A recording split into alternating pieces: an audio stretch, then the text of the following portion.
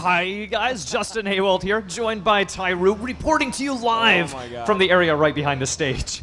So there is some craziness with this Far Cry stuff. I think Ty can explain that a little bit better than I can, though. Yeah, I'm not going to talk about the game at all. What I'm going to talk about is, you know, PAX is interesting. Like, you always have the most bizarre booths at PAX, and whoever has been to this show before knows that they can get really extravagant and crazy. So me and Danny are walking out yesterday. We're walking by a bunch of, like, the Microsoft booth, Sony booth, and we finally end at the Far Cry 4 booth.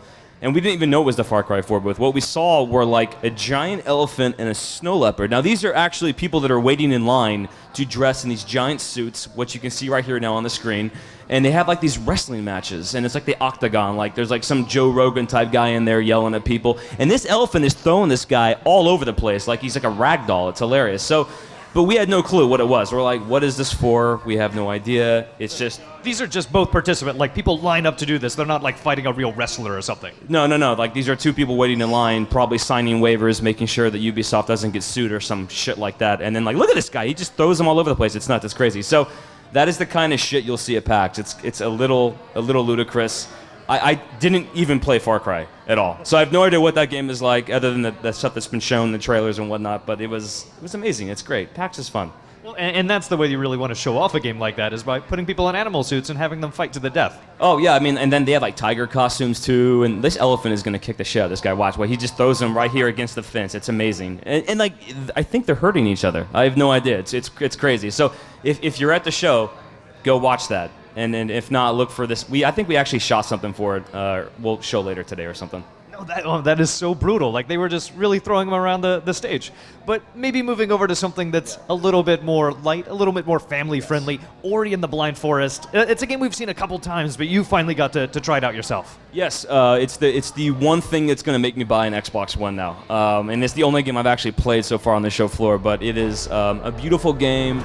You play as like this spirit guardian thing, and you have like this little like sidekick that kind of he helps you out, or she helps you out. I'm not sure what it is, but it's like this spirit thing, and you basically, you know, you level up, you earn more experience. Then you can get more skills that actually let you have access to other parts of the world.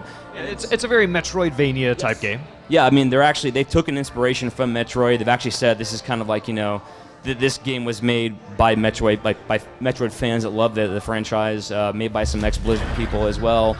The art is beautiful. It kind of reminds me of the UbiArt engine from like games like Rayman and whatnot, but it's a beautiful game made by Moon Studios, and comes out later this year. It looks awesome. So I love the design of that main character. It's kind of a mix between a cat and I don't know what it is exactly. Yeah, it's weird. So Ori is like this creature who is like adopted by like this mother type figure in the game, and then like, you know, she gets kidnapped, and it becomes like, you know, a story of like, you know, trying to find your mom, going and exploring through this forest. So it you know, it's a light-hearted game, but I think it does speak on some serious themes, and it's fun, it's cool, it's beautiful, it's gorgeous. It gives you that vibe of like, you know, like things.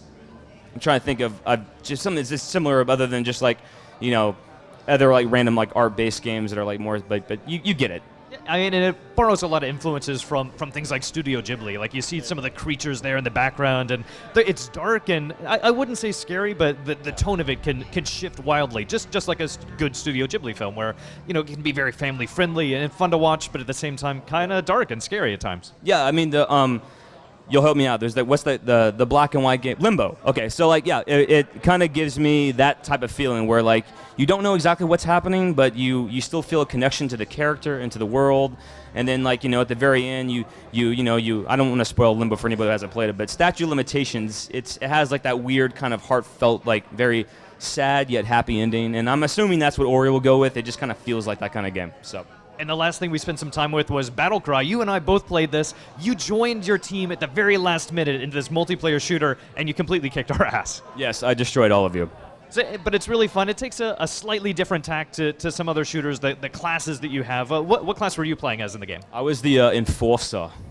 The Enforcer is kind of the basic class. He has a lot more health, a lot more damage. The Enforcer's OP as hell. I mean, I got some tips from the devs. Full disclosure, I know some of the guys that developed that game. But at the same time, like, I came on and they put me in the enforcer's chair, and like it's fun. You get like this berserker, like when you build up enough like rage, you can just unleash hell on like this little section. And like we're going through checkpoints, trying to like it's all about teamwork, right? And it's a free-to-play game. It was fun. I enjoyed it. It was cool. Yeah, we're going through some capture the flag moments, and very hectic, and I really encourage you guys to try it out if you're on the show floor. There's probably a pretty big line, like there is for everything at PAX. I think PAX is more about waiting than it is about anything else. It is. It's insane how long some of these lines get, and I mean, just going through the show floor yesterday and trying to navigate and help Andy and Danny get through this thing like with a steady cam and like going through the whole booth thing was just, it's nuts. There were so many people out there.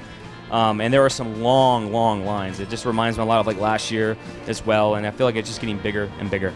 And it's also that PAX is a vertical show. It's not just spread out over an entire conference center. There are like 6 stories of the buildings, and trying to find things can be a little bit of a labyrinth. And you do have to sometimes fight enforcers in order to get up to the next level. I'm not strong enough yet, so I only get up to level 4. And like if you graduate, you get to level 6, where all the fun is apparently. But no, it's fun. I think obviously the weather's a little crummy today, but hopefully we'll get to a point where like it's extended an extra day, right? And now there's PAX South, so if you need to make it to San Antonio, you can catch anything you missed. Yeah, and you get to try out all these games that we've been playing for quite a long time. I know we've seen these at E3, we've seen these at Gamescom, and there's some things that we haven't seen yet. There's a couple secrets. I had to go to some behind closed doors demos, which unfortunately I can't talk about, but I'm really looking forward to sharing some of the stuff that I saw. But I think the next thing that we're going to be talking about here on the show floor, Chris Waters, I saw just walked in. He was checking out some Civilization Beyond Earth, and that's what our guys are going to be talking about next.